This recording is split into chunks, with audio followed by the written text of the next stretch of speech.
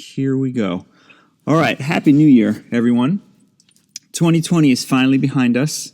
And 2021 certainly started with a bit of a bang as well, but we got to keep our heads above water, obviously, and try to look past that, keep doing things that we love.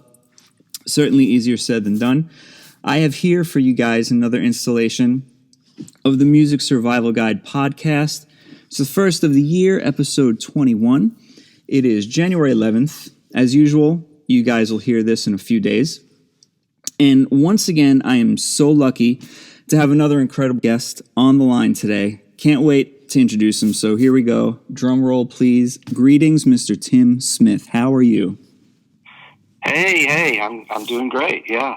Cool. Thank you so much for calling. I know you guys are probably super busy, but I have a cool interview ahead of you, I hope. So there's a lot to talk about here, but a quick history lesson. Tim has been sonically seducing us for what, like almost 30 years now, if you can even imagine. It's pretty amazing. Something like that, yeah. Playing, of course, with the now legendary Jellyfish, then Sheryl Crow, Finn Brothers, Noel Gallagher, etc., etc. Not impressive at all, of course, Tim. But and presently a member of the Lickerish Quartet, which is basically Jellyfish version 2.0 minus Andy Sturmer. Everyone knows. Anybody that knows me knows that. I'll tell you, Tim. I don't know if you're aware of social media and what else. Jellyfish is my favorite band. There's way too much to discuss there, but it's a serious heart and soul thing. So I am very, very honored to be talking to you today. I appreciate that. It's nice to say. And so let's go. Threesome Volume 2 is the latest EP from the Lickerish Quartet. It just came out last week. How are you feeling about this release? It is super good. It's so badass. I love it. Well, we've been sitting on these songs, and we have another EP's worth that will be coming out hopefully this year as well. So we've known these songs for quite a while. We spent the last few months before they came out having to do a few revisions and some additions of some vocals and some overdubs. So we were doing it all remotely. So we're glad that having started these songs, starting writing them in 2017, here in 2021, some of them are starting to see the light of day. So we're just happy to get them out. Yeah, for sure. I personally think I'm digging this EP even more than Volume 1. Out of the two, can you pick a favorite, or is it? I mean, they're only EPs, but if you were to pick one, could you say one or two currently? Well, I think they each have their own kind of flavor a little bit. Sure. I think.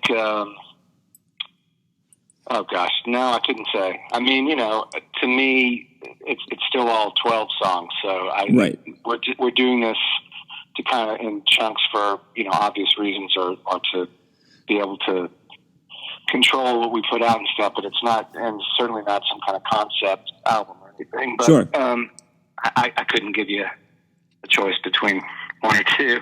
All right, cool. It's another 4-song installation, and I would like to because it's only 4 songs, I'd like to kind of break it down a bit. The opening track, Do You Feel Better? It's kind of spacey, it's kind of poppy, and as everything else with you guys, it's super catchy. How have you been deciding the order of the songs on these releases, be it the way that you've been putting them out? Well, Roger's kind of been in control of that. And I think for this one, we just felt like that was a good start. Originally, it didn't have that sort of spacey intro, and when he did that, it just seemed like a good way to start next EP, and that's not much more about it than that. All right, cool. So the second track is Sovereignty Blues. Man, this one is so fun. It's bouncy. It's kind of like Beach Boys-esque. Can you tell us a little bit about that one? Yeah, that was a Roger brought in that original idea, and I think I kind of approached the guitar and bass parts a little bit like some of the early XTC records. Nice, cool. So yeah, it was intended to be a little bit bouncy, and I appreciate the Beach Boys references. I don't know that we really talked about that much, but I know Roger's voice kind of lends itself to that kind of sound. So, sure. that's all cool too. Yeah, it's awesome. Cool. Thanks. So number 3, The Dream That Took Me Over. Gosh, this is probably my current favorite out of Volume 1 and Volume 2. I feel like a big 80s vibe on this one. What do you think about this? Tell us a little bit about that. I mean, am I wrong in saying 80s vibe? That was a song that Eric brought in. Cool. And I think he had a demo of it that was a little even more dancey than that. And, right. And we just kind of all looked at each other like, let's go down this path. And I think that's one of the cool things about the three of us is that we're willing to try all kinds of things and not pigeonhole ourselves into one particular genre or sound or era or whatever. So, yeah, it was fun to lean into that kind of thing a little bit. I think even in the bass part, I was listening to some things like Roxy Music and particularly a song called Love is the Drug. So it's got a lot of fun stuff happening. Yeah, for sure. I mean, you guys definitely are kind of, bouncing across a lot of musical landscape. And the EP closer, especially Snallygaster Goon, to me, the song and the video, they're like totally bananas. I mean, what made you guys lead with that one? Well, it was a Roger music and a Eric vocal and I'm sorry, Eric lyric. Mm-hmm. And it just, encapsulated some pretty out there kinds of thoughts that we were all kind of thinking about, and it just seemed like a rocker that would be fun to end the record with. Yeah, for sure. I mean, it's definitely maybe like the edgiest of the songs so far. I think maybe, I don't know. That's my opinion, I guess. Yeah, I think there's a side to us. I mean, obviously we've all gotten older since the Jellyfish days, but there's still, especially Roger and Eric's project Imperial Drag, of wanting to be a little bit edgier and more rock, however you want to say it. Yeah, no, that's cool. Imperial Drag was awesome. But to me, it's as much an homage to bands like Supergrass or Buzzcocks or even a little bit of the Ramones or something. Yeah, absolutely. I saw on a couple of, there's that Jellyfish fun fan page thing happening on Facebook, and I seen a lot of people actually say that it was almost like punk-ish, which was kind of cool. I thought that was kind of neat for you guys. Yeah, I mean, we like tons of punk rock. Roger's goes pretty deep with that stuff, so yeah. Right.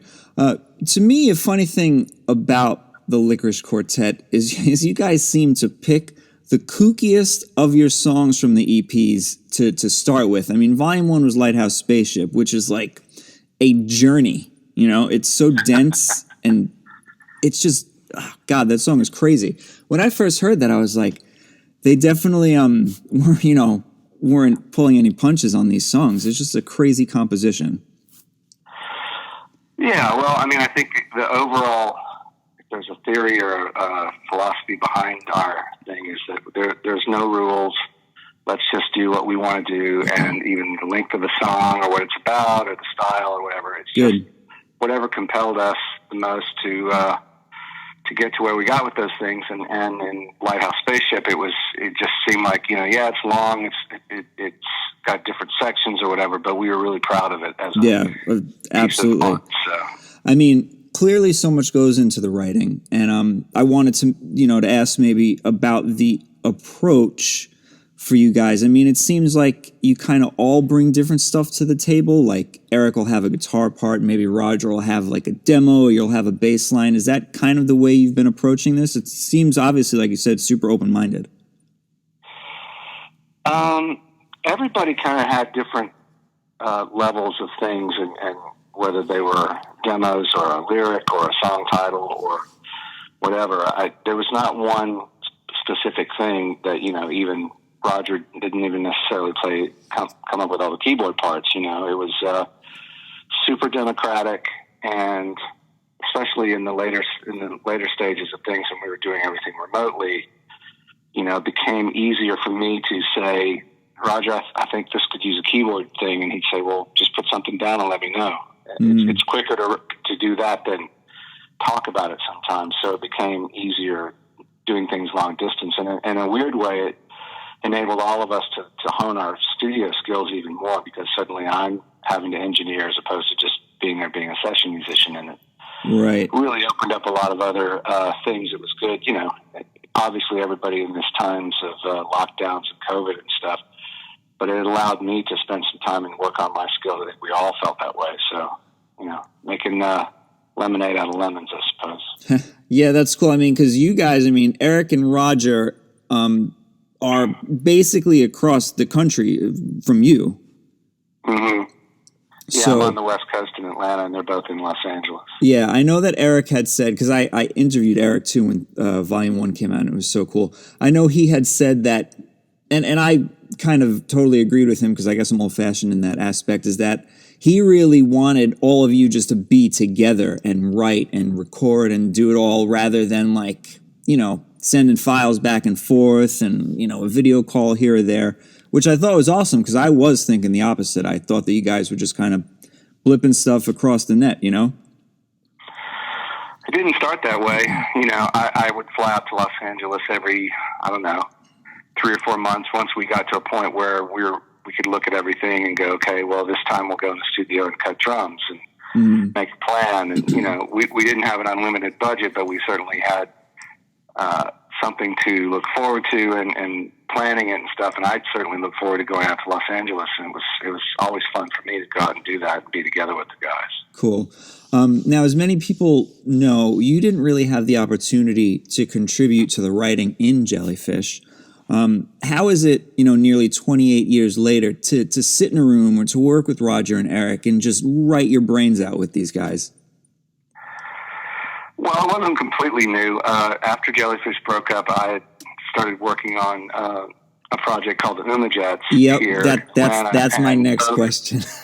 Both Roger and Eric came out and were sort of a part of the making of that, and Roger did some co-writing with me. And I have, you know, Roger and I have kept in touch. We've run into each other in Los Angeles as I've been on tour with other people and have performed and written with other folks out there for various projects. So it wasn't super new, but it was definitely the most intimate time for the three of us to actually pursue this together that I'd ever had. I was very surprised at how easy it was. I think once you're with folks that, I've written with a fair amount of people, but I'm not Mr. Songwriter guy that goes and writes every day with different people like Nashville writers do. Right. But I think a lot of it had to do with the fact that we all had a similar background, similar record collections, and had the ability to call on our references, and everybody would understand what those references meant. Yeah, for sure. I love that. I love a good nerd out with, your creative people before you get down to actually writing songs. Now, you beat me to it. I wanted to talk about Umajets. That was next on my list here. Now, this was your project after Jellyfish, which I love, love, love, love. One of my best friends, Demo Lotion, is like her all-time favorite record. She's absolutely apeshit over it. She loves it, talks about it like every week. Still, nice. I love it. That stuff is so good, Tim. You mentioned that you worked with Roger and Eric at that time. So, I mean, that was, I guess, basically my question. 1995-ish, something like that. Yeah. 94. Your counterpart in the Umajets, Rob Aldridge, are you guys still in touch? Do you work together? Will there ever be any more new Umajets stuff? No, I don't think so. We don't. I mean, we're both still in town. We kind of keep in touch a little bit, but we've kind of gone on to other things. Probably not another Umajets record. I mean, we might try and do a song here and there, but Rob's in not the best health at the moment. He's been in the hospital a little bit, but I hope he's doing better. But we'll see. All right, yeah, all the best to Rob, please. He's super cool. Those records are great. Speaking of those records, there was Demolition and then Swollen and Tender. Do you think that maybe there might be like a reissue? I know that you guys all are kind of, buddies with Omnivore who reissue all this wonderful stuff. Have they approached you? Is anything ever like that, came up? No. Okay.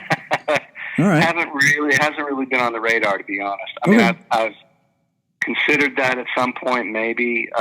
There's a couple of other projects that I was involved with that I still also haven't seen the light of day. Some stuff I wrote and worked with Johnny Colt from the Black Crowes. Nice. That's cool. Yeah, I know. May see the light of day at some point. That's cool. Yeah, because I know Jellyfish toured with the Black Crowes. And that's super cool. I wish I could have. I never got to see Jellyfish. I was kind of still like a little too young before my show days, you know? So gotcha. I was like, oh, man. But anyway, so now I want to still even hang in Humajet's vibe for a sec here. Those songs certainly had, speaking of vibes, a Jellyfish vibe. Did you ever bring those ideas to Andy or Roger back then, even though they were like really the chief guys in the Jellyfish camp? Did you ever say like, hey, I might have something? I didn't really put it to him like that. I was just writing songs, and I know that I think it was the song Mother I was writing that Andy heard me writing it and was like, oh, that's a cool chord, or what's that, or, you know. Yeah, that song. Honestly, I never had that conversation with him. Okay. I spoke to Roger towards the end of Jellyfish, just as, you know, we had sort of broken up, as folks know the whole little story about it, but then we were going to rally and try and get together again, and when it became obvious to Roger that Andy was not interested in any other outside writers, I would just kind of like, okay, well, I'm going to go off and do this myself then. So. Gotcha. I know you've probably been jellyfished to death, but what is your take on how things ended there? I mean, did you enjoy yourself? Because I've heard, you know, maybe a certain member say that he really didn't have a good time from his experience there. I mean, is this something that you would ever do again, although you kind of are doing it again, just minus Andy?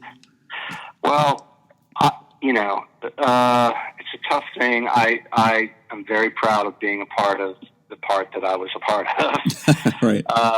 And, you know, I felt like it was probably the most musical thing I'd ever been a part of, and I had to learn how to do quite a lot for our live shows. Right, I bet, yes. Spilt milk is but, a you know, beast. I was almost 30 years ago, so it's a little harder for me. I'm a different person now. I think we were all much younger and much more worried about things that turns out are not that big of a thing to worry about, but we've all grown up. I don't think I would have time for the kind of shenanigans of stuff that was happening back in that day as far as just being unhappy. I think there was a lot of unhappiness personally between folks, and they needed to address that. It had nothing to do with me. But it didn't make for a very fun time. I'm proud of the music we got to play together, but, you know, I feel like I've got a great life, and I've done so many great things since then, and to be able to work with Roger and Eric is not necessarily a trying to be Jellyfish at all. Of course. I think everybody would agree that it was Roger and Andy that were Jellyfish. So even though, you know, Jason and myself were on the records and stuff, it's still their thing. And I'm still a huge fan of Andy Sturmer as a writer and as a player and all that kind of stuff. But this is not us trying to be Jellyfish. We may have similarities of style or sound and the way we play or whatever or write, but yeah, this is something completely different. Yeah, of course. And definitely it comes across like that. I mean, to me, you know, being a young kid and just obsessing over certain bands, Jellyfish being the one, I don't listen to this and be like, oh man, you know, it's like a rehashed this or that. It is completely your own thing. I mean, the Lickerish Quartet is definitely like, you guys are in your own zip code, your own universe at this point. It's awesome. This stuff is wild. Well, you know, and I like to tell people that obviously those fans of Jellyfish, we'd like for them to check this out. And if they like it, great. But if they don't like it, and there have been some, you know, hardcore Jellyfish fans that have said some things in social media, and that's cool. I mean, everybody has the right to their own opinion. Just don't be a dick about it. Of course. And if you can root for us as from your past of liking things that we were a part of, that's awesome. And that's all we ask. Just listen if you can. Of course, and that's all you can ask, really. And it's really nice that you mentioned, you know, that you are a fan of Andy's and his work and stuff. That's cool because, you know, like obviously myself and all the hundreds of other people that interview you were not there, but it's just cool to have you say that because I feel like he's almost like scary to be mentioned, you know? I don't know. That's just me, but we mentioned it and now we're moving on, but you know what I mean? I obviously, you guys changed my life. You, Andy, Roger, Jason, Chris, Eric, being a part of that changed my life. So if that means anything. Well, that's amazing, and I think all of us are honored by that. And you know, Andy knows where I am. He knows where all of us are. He's choosing to not be a part of our lives, and that's cool. That's fine. But nobody wishes him any ill will or whatever. And I know so little about his personal life now, and I hardly knew much when I was in the band. So, you know, again, you can't deny the guy's talent, and he's done so many amazing things since then. Right. You know. So. Right. So we're going to move on. I want to navigate to like playing with Sheryl Crow, Finn Brothers, Noel Gallagher. You want to tell us a little bit about how those relationships got started? Is there like a funny story, a weird story? We don't have to spend too much time, but it's cool to see how you guys have gone on, you know, and done these incredible things. Well, I guess the Sheryl Crow thing happened mostly because my friend Johnny Colt from the Black Crowes had toured. They had toured and done the Horde Festival together. And when she was looking for a bass player, he called me about it and said, you should go check this out. So, you know, part of it is you're just in the right place at the right time or whatever. Sure. But the guy that was playing guitar with Sheryl at the time, a guy named Jeff Trott, had toured with Tears for Fears when Jellyfish had toured with them. So it's a little bit of a, you know, mutual kind of, I know you, and he knew me and stuff. So that was kind of a pleasant surprise. She turned out to be a lovely person to work with for a long time. I worked with her for about 14 years. Wow, it was that long. And it was the complete opposite of the Jellyfish experience in that right. Oh, geez. It was musically a different thing, but it was just more fun and casual to tour. She was obviously at a level of touring that was a little bit higher than what I'd been used to with Jellyfish, so that was sweet. But she was just a nice, normal person, and it made it kind of fun to come out of the Jellyfish experience of touring and not being that much fun to go, wow, there's a way to do this, and I think I can see this happening. And then after playing with her for a while, she had toured with Crowded House before, and Neil Finn was a friend of hers, so he had come around to see us in Los Angeles and became aware of me, and sort of I've got on his radar a little bit, and then ended up playing with him and his brother Tim and the Finn Brothers, which was also really amazing. Sure. And some of the folks that I played with both in the Finn Brothers and in Cheryl's band, who were some English folks, were playing in Noel Gallagher's band, and he needed a guitar player to fill in on a tour or two. So that it's sort of, you know, who you know kind of thing, and friends of friends and stuff. So that's cool. There's a timeline there and a family tree. So much. Yeah, that is quite a cool staircase to climb there. Outside of the Lickerish Quartet, what are you working on now, or who else are you working with? Well, I mean, one of the things that's been great about doing this is we've started doing these fan experiences. So what I'm about to say is a lot of who I've been working with are fans that have asked to collaborate with us and play on their songs or co-write with us. And I'm sort of navigating that and coordinating, and it's actually been pretty full on. In fact, I'm sorry I was late getting on the call with you. I was trying to wrap up a session I had to send off to a person, but cool. That's become great. It's been awesome to meet folks from all over the place. Sure. I know we even have been doing like sort of master classes with folks. I know Roger was doing a keyboard session or a class with a guy in Sweden recently, and so it's kept our plate really full, and it's allowed us a different way of connecting and providing some funds to keep supporting this. Yeah, no, that's cool. I think you guys have taken a super cool approach to this, actually. So full circle, I mean, I've spoken to both Roger and Eric about how you guys decided to release this music, and I know kind of earlier in the interview we maybe touched on it a little bit, but let me ask anyway. Why EPs and not just a full record? Well, there were a couple of reasons. One is we were having to put this together sort of in pieces, right? So I would go out to LA, we focus on things for a week to 10 days, sometimes 2 weeks, and then we just weren't getting it all done at once. And then it became like, well, these four are ready to go, but they still need to be mixed. And then we started hearing a little bit more in the world today. People are using streaming services a lot, and became really clear in some of the research we were reading that people have less affinity for full-on records, or they don't even listen to. They may buy them, but they don't always listen to all the tracks. And it just became like, well, why don't we just, instead of waiting, and it might take us another year to get all this done, why don't we put it out in smaller bits? At least we can get those things done and see how it goes and dip our toe into the world a little bit, but also have something new to talk about every, hopefully, 8 to 10 months or whatever. Yeah, that is cool. And it just made it easier for us to keep it a little more controlled and also finish it in chunks that made it more reasonable. Yeah, and I guess in a world of ADD, EPs are a good way to go. Now, I know you mentioned Volume 3 that's going to come this year. Is that something that's done? Are you working on finishing it? I mean, it sounds like it still might be kind of in the process based on this conversation? Or? It's still pretty much in the process. Okay. I think, of the 4 songs, 2 of them are probably at 80%. The other 2 are probably at 60 to 70%. Right. And then they have to be mixed. So, sure. One of them is a song of mine that I still have to write lyric for. And, it's just been taking me a long time to do that, but it'll come together soon. I think now that this is out, we can kind of focus on it more. So we're already starting to talk about that. Cool.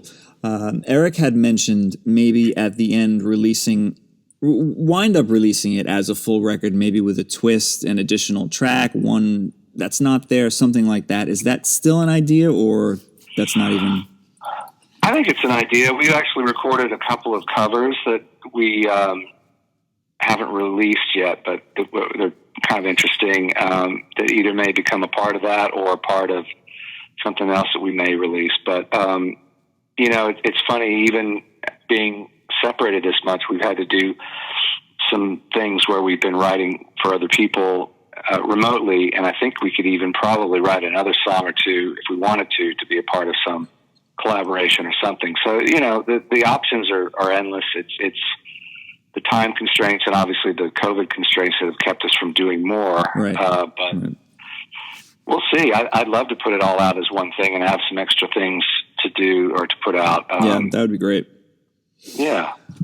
So, pandemic aside and looking to the future, is this a band that will ever gig, or is this ultimately like a studio project and something to just kind of please, a hungry audience?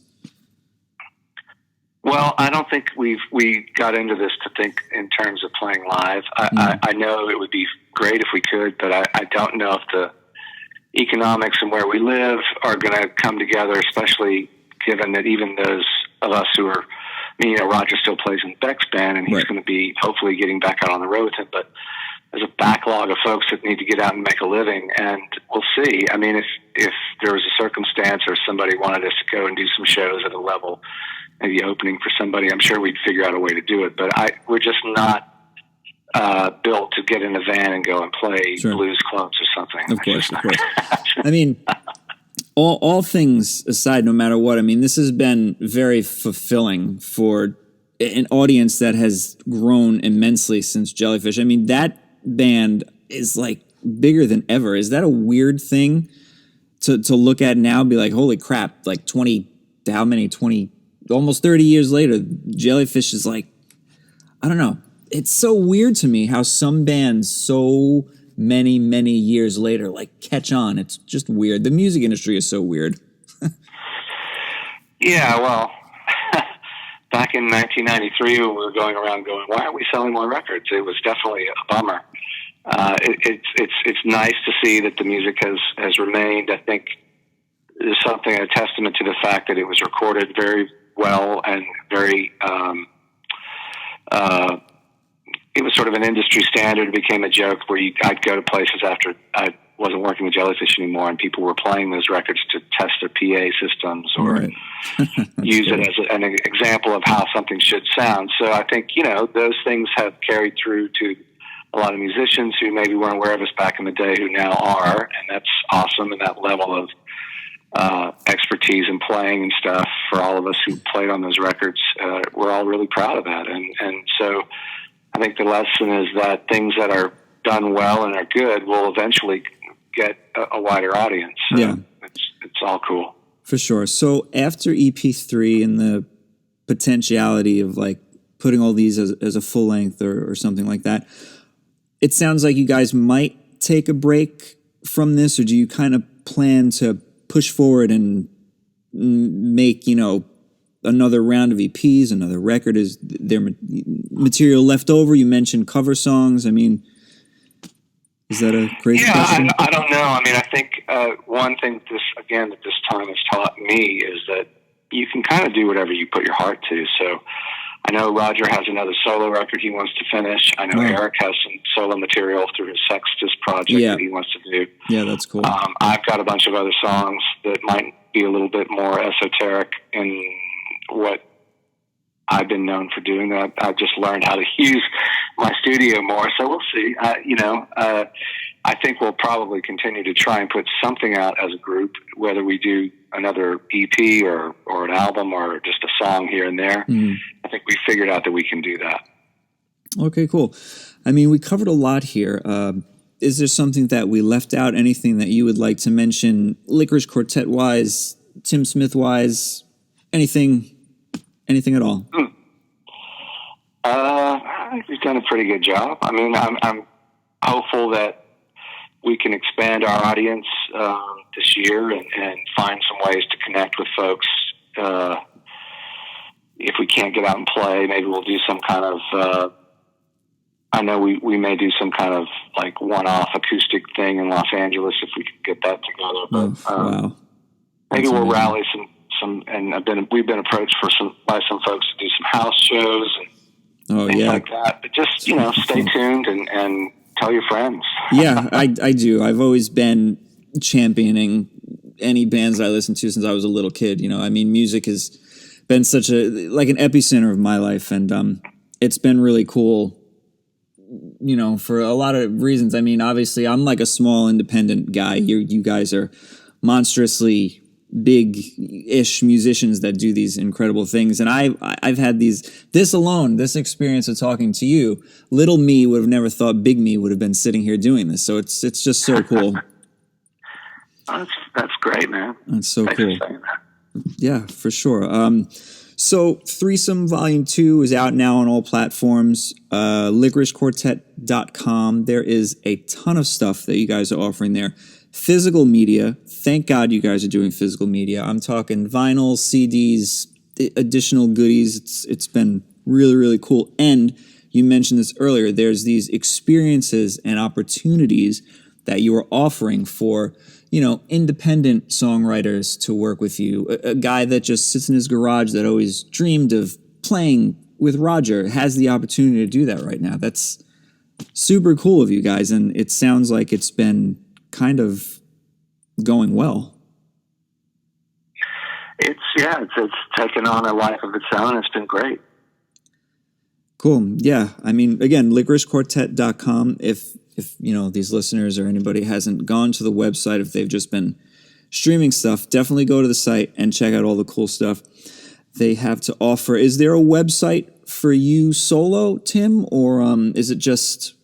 I know you guys are really active on your socials too, so are we just directing people to like, hey, check out... Yeah, that's probably the easiest thing. I mean, I have a website, but it's just basically a landing page for people that needed to get in touch with me or just to know what I've done and stuff. But there's nothing, it's just timsmiththemusical.com. All right, cool. timsmiththemusical.com. Very cool.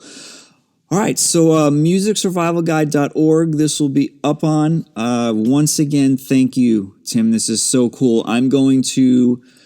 do what I need to do with this and get it up onto the page, reach out to you when it's live, and we'll just tell everybody about it because this was super cool. Yeah, sounds great. I really appreciate it. Good luck, and I hopefully we'll get to see you guys one day in the flesh, and we can talk about all the other cool stuff that's happened and get rid of this pandemic stuff and get back to life here. Yep. Let's do that. All right, cool, Tim. Thanks a lot. Take it easy. Good luck with everything, and I will speak with you again one day soon. Okay, man. Thank you. Take it easy. Bye. Bye.